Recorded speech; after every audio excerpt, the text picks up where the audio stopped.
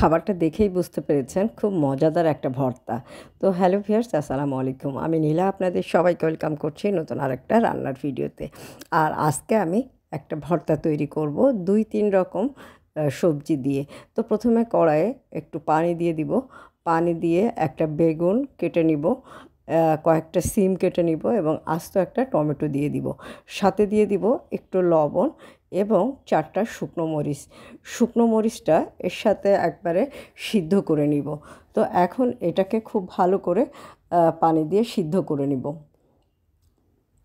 আর শীতকাল মানেই কিন্তু মজাদার ভর্তা, আমার খুব পছন্দের। এরকম একটা ভর্তা হলে আর গরম গরম ধোয়া ওঠা ভাত হলে আমার আর কিন্তু কিছু লাগে না।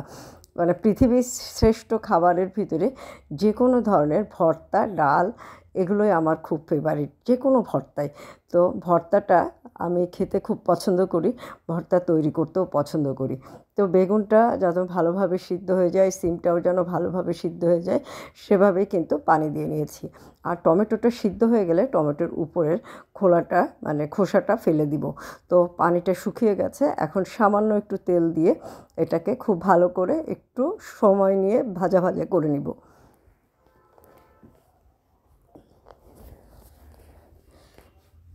আপনারা এরকম করে ভর্তা তৈরি করে খেয়ে দেখবেন, খেতে কিন্তু খুব ভালো লাগবে। বেগুনটা একটু ঠোসা পড়া বেগুন বলে না, ওরকম ছিল, যার জন্য একটু সময় নিয়ে সিদ্ধ করতে হলো।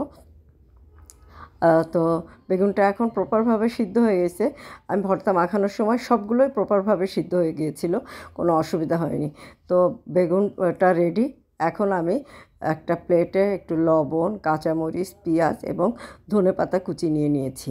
নিয়ে খুব সুন্দর করে হাত দিয়ে ডলে মাখিয়ে নিব।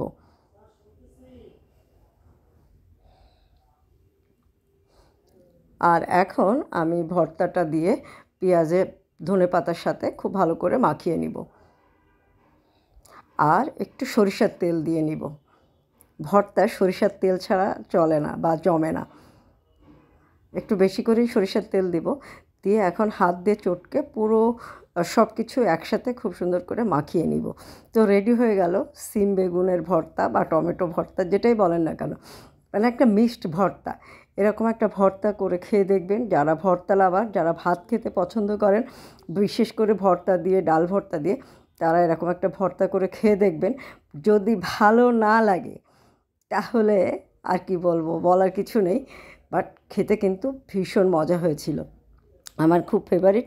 আপনারাও এরকম ভর্তা তৈরি করে খাবেন। আর আজকের ভর্তাটা কেমন লাগলো কমেন্ট করে জানাবেন। যদি ভালো লাগে অবশ্যই একটা লাভ রিয়াক্ট দিয়ে দিবেন। তো আল্লাহ হাফেজ, আসসালামু আলাইকুম।